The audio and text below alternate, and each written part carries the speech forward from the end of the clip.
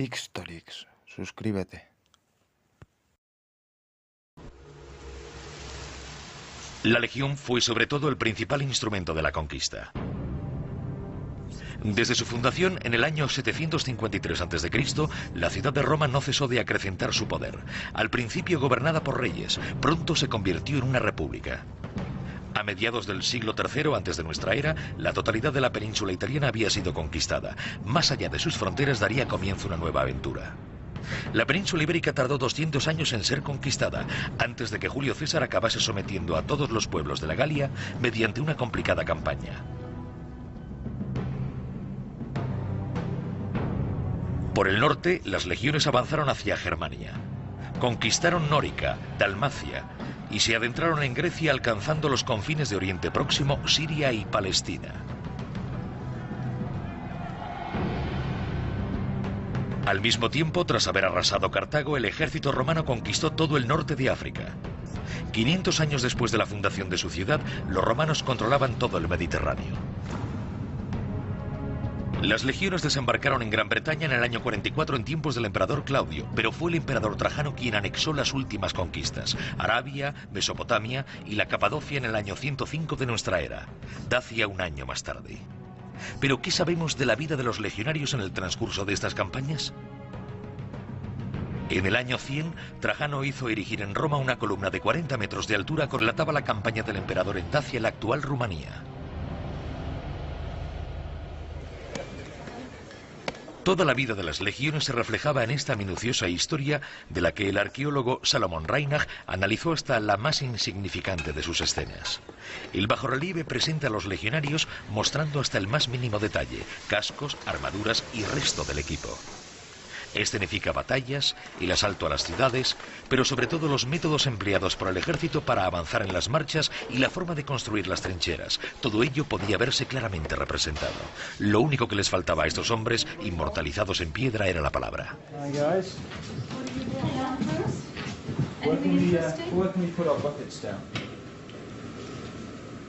Los arqueólogos de Vindolanda extrajeron de la turba las pruebas que evidenciaban todo el potencial de las legiones de Roma. En este caso, este hueso del cráneo de un buey en concreto fue clavado en una estaca y utilizado como diana. Podemos observar unos orificios en él. Por supuesto, el animal ya estaba muerto antes de la práctica y por eso todos los agujeros son regulares. La cabeza no se cortó expresamente para ello. Al menos no había crueldad en este sentido. Pero ahora observen estos agujeros. Fueron realizados con puntas de jabalinas o algún arma semejante que perforaron la parte exterior de este cráneo. Si cogemos una punta de jabalina y la introducimos por aquí, podemos comprobar que el corte encaja perfectamente.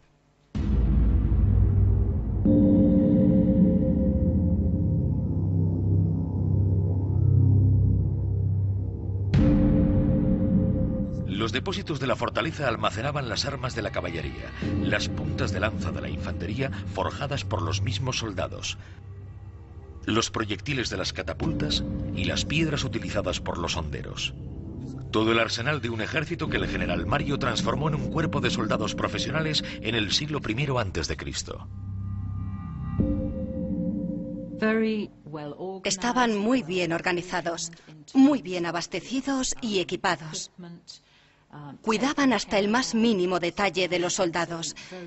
Y de esta forma, los soldados tenían la sensación de formar parte de una máquina muy bien engrasada, muy bien entrenada y equipada.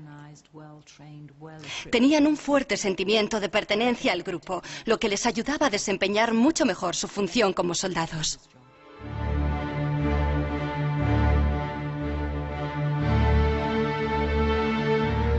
La fuerza de la legión se basaba en su conciencia de equipo. El grupo se apiñaba en torno al símbolo del imperio, el águila. Pero este poder residía también en la férrea disciplina impuesta a los reclutas. Los legionarios cumplían 25 años de servicio, no tenían derecho a casarse y tenían muy pocos o ningún entretenimiento. Los días transcurrían entre largas marchas bajo el peso de una armadura de 40 kilos. Cuando estaban atrincherados, se entrenaban. El legionario nacía y pasaba toda su vida empuñando el arma. A lo largo de toda su vida, repetía incansablemente las maniobras, acabando por interiorizar ciertas habilidades que hacían de la Legión el cuerpo de armas más disciplinado de la antigüedad. Durante el tiempo que no estaba entrenando, el soldado limpiaba sus armas y su casco antes de que el centurión pasase revista. Si no estaban relucientes, era castigado. Una extenuante patrulla en el mejor de los casos, apaleamiento o latigazos en el peor de ellos. Si desertaba y era detenido, le esperaba la muerte. En los 4 puntos cardinales, las legiones impusieron lo romano por medio de las armas y la sangre, pero también transformando el paisaje, ya que en lo sucesivo habría que proteger este imperio en expansión, aumentando los kilómetros de frontera levantados frente a los bárbaros. Se construyeron numerosos recintos fortificados en los confines de este inmenso imperio.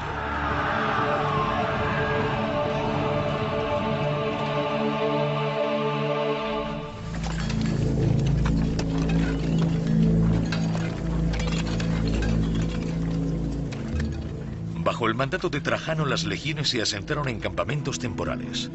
En Bretaña, la actual Gran Bretaña, se enfrentaron a temibles guerreros, los pictos. En Vindolanda, las colinas de Bardonville, frontera natural entre Inglaterra y Escocia, se asomaban a las colinas del norte. Aquí fue donde se consiguió detener la conquista. Fue aquí donde a principios del siglo II de nuestra era, con los emperadores de Trajano y Adriano, donde se jugó gran parte de la suerte del imperio. ¿Cuáles eran entonces los puntos débiles de las legiones? La excavación de la fortaleza de Vindolanda permitió dar con las piezas maestras que desvelaban tal misterio. En la primavera de 1973, los arqueólogos de Vindolanda realizaron un importante hallazgo, una serie de tablillas de madera que parecía tratarse de correspondencia. Pero las inscripciones se presentaron en principio ilegibles. Imposible saber si estos textos habían sido escritos en latín, la lengua oficial de las legiones. ¿Permitiría su restauración descifrar antiguas misivas de 2000 años de antigüedad? Serían necesarios varios meses de trabajo antes de hacer públicos los resultados. La tinta realizada a base de carbón había calado profundamente en las fibras de la madera. Aparecieron algunas palabras, luego frases enteras. Los arqueólogos de Vindolanda consiguieron sacar a la luz testimonios escritos. Desde los primeros análisis se pudo deducir que estos textos constituían un claro testimonio de la vida cotidiana de los soldados que habitaron el enclave. Un extraordinario hallazgo. Quizá fuese la única. Yo no me lo podía creer. Pero en días sucesivos fueron localizadas más tablillas y de repente nos dimos cuenta de que habíamos conseguido reunir informaciones absolutamente diversas sobre el pasado, ¿entienden? Estas gentes nos contaban aquí lo que hacían en su día a día y eso normalmente no suele suceder en arqueología. Desde 1973 y hasta el día de hoy se han exhumado más de 1000 tablillas. Los arqueólogos las encontraron en el mismo lugar, en un foso a los pies de la muralla. Según ellos, esto constituye la base de un primer misterio. ¿Cómo acabaron allí?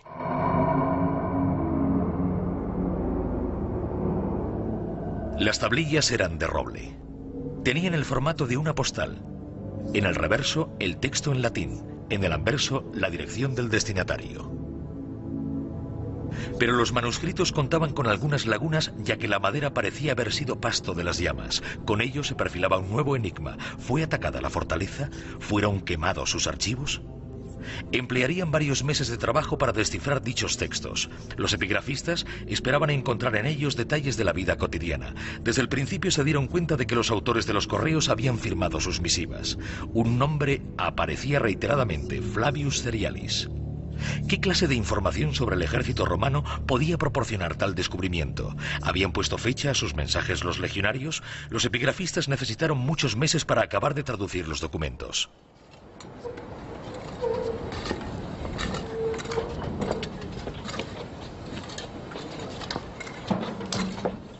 Estos testimonios escritos permitieron a los arqueólogos comprender mejor el entramado de muros que estaban excavando. Por este lado tenemos un tipo de construcción muy diferente. No puede verse demasiado bien, pero se trata de una serie de habitaciones pequeñas, realmente pequeñas, algo así como 2 metros por 3, lo que no suele ser habitual en un recinto fortificado romano. Seguramente era la zona del hospital. Excavamos la mayor parte de la zona central y sabemos que este tipo de fortificaciones albergaba a unos 1000 hombres. Esto hacía imprescindible la presencia de un hospital. Tenemos más información al respecto, ya que una de las tablillas encontradas indicaba que el tribuno había enviado a grupos de soldados para construir el hospital, y otra de las tablillas hacía referencia a algunos médicos, recetas y demás.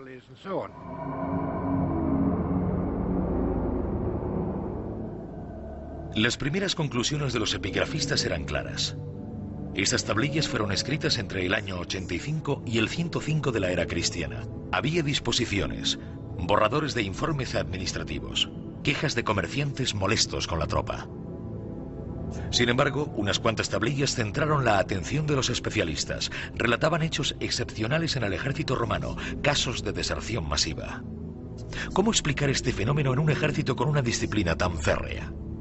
Los arqueólogos fueron en busca de nuevas tablillas para intentar comprender lo que podía haber sucedido en la fortaleza de Vindolanda en el siglo I de nuestra era. Gracias a estos mensajes, lograron reconstruir en principio una parte de la vida de un hombre, Flavius Cerialis.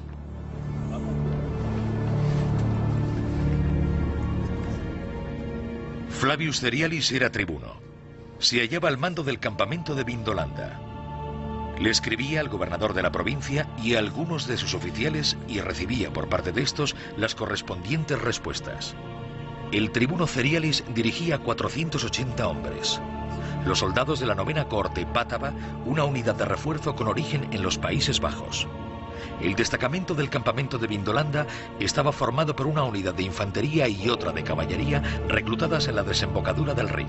Se trataba de una unidad de refuerzo cuyos soldados se convertirían en ciudadanos romanos al cumplir los 25 años de servicio.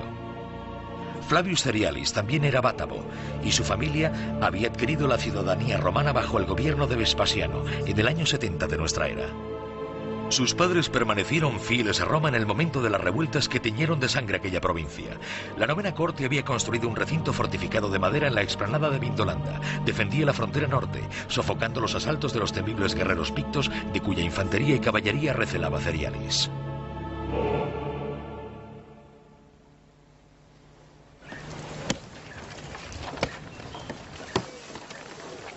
Cuando llegaron a la frontera del norte, los hombres de la 9ª cohorte relevaron al destacamento que les había precedido en la explanada. Como buenos legionarios, arrasaron con la antigua fortificación para construir la suya, más sólida y mejor adaptada a sus necesidades.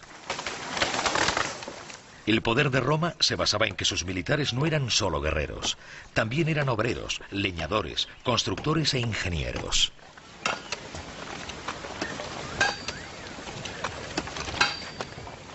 Los soldados de Vindolanda eran como hormigas. Cortaban cientos de árboles, cavaban y se atrincheraban cada vez que paraban. En ocasiones arrasaban bosques enteros para maniobrar a su antojo. Edificaban fortificaciones capaces de resistir cualquier tipo de asalto. Una legión de unos 6000 hombres necesitaba de un par de horas para levantar una plaza fortificada rodeada de un alto cerco y un foso de 2 metros de profundidad.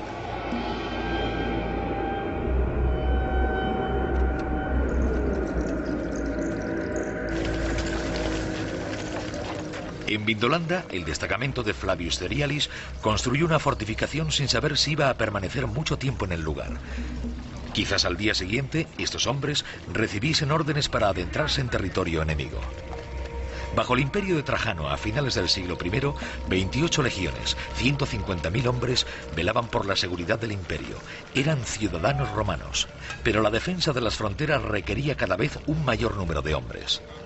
Al lado de las legiones, las cohortes de refuerzo eran formadas a partir de reclutamientos llevados a cabo en territorios conquistados. Si sobrevivían a los 25 años de servicio, podían obtener también ellos la ciudadanía romana. Serían propietarios de una pequeña porción de terreno. Era a lo que aspiraban los hombres de la 9ª cohorte. Para ellos, la colina de Vindolanda se encontraba en el fin del mundo. Emplearon varias semanas para venir desde la Galia. Algunos llegaron enfermos, víctimas de una conjuntivitis que los debilitaba. Otros habían caído en emboscadas. Flavius Cerialis hacía recuento de sus muertos. A su llegada, los pictos lanzaron su caballería ligera con fuerza y contundencia y se adentraron en las colinas. En los primeros días los soldados debían sobrevivir a base de hurtos. Lo que necesitaban para vivir lo robaban en los poblados enemigos de los alrededores. Lo suficiente como para instalar el campamento y echar raíces en esta húmeda tierra. En cada una de estas racias intentaban hacerse con paja seca para alcanzar uno de los pocos placeres que podía permitirse el legionario: fabricarse un buen lecho.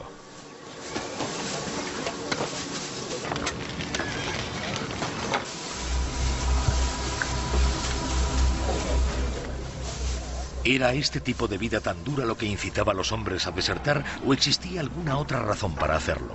Los arqueólogos del enclave de Vindolanda esperaban hallar la respuesta en el transcurso de las excavaciones.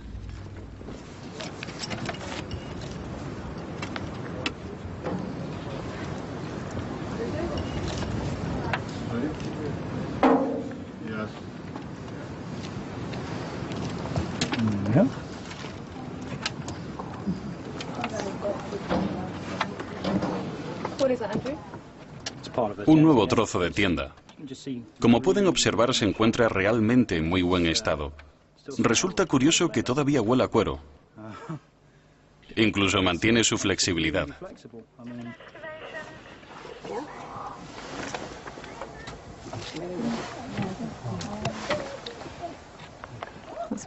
Mira, es un gran trozo.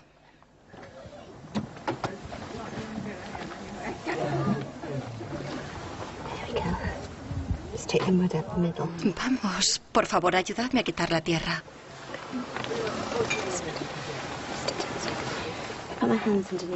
Mira, este sí que es un gran trozo.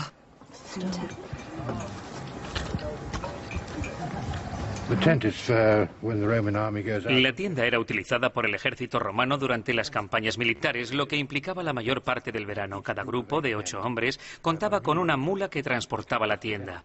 Ellos, por su parte, cargaban con los utensilios de cocina, armas y armaduras. Se engulló los restos de sus comidas. Creo que este trozo fue cortado. Son restos de una matanza, pero no sé de qué... Trudy, ¿de qué parte del animal se trata? No creo que sea un cráneo.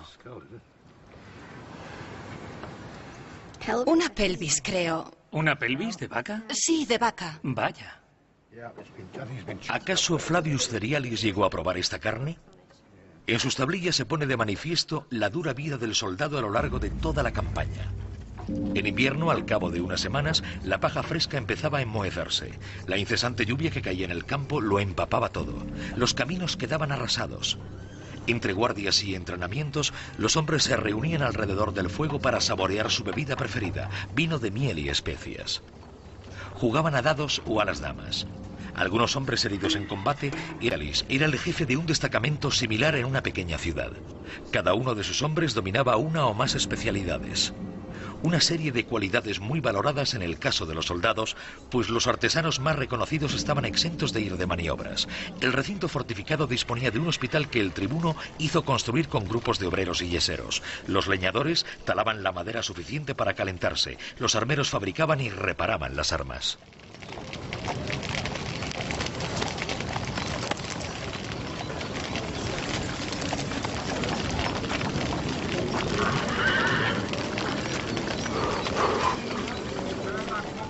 Los hombres esperaban la llegada del buen tiempo para recaudar los impuestos en los condados circundantes o comerciar con los pueblos vecinos.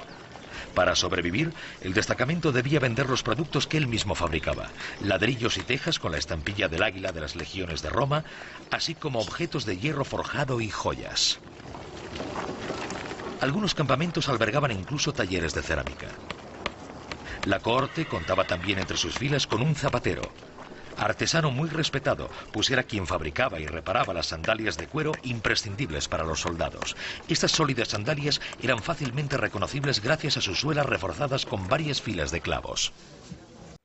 Xtorix, suscríbete.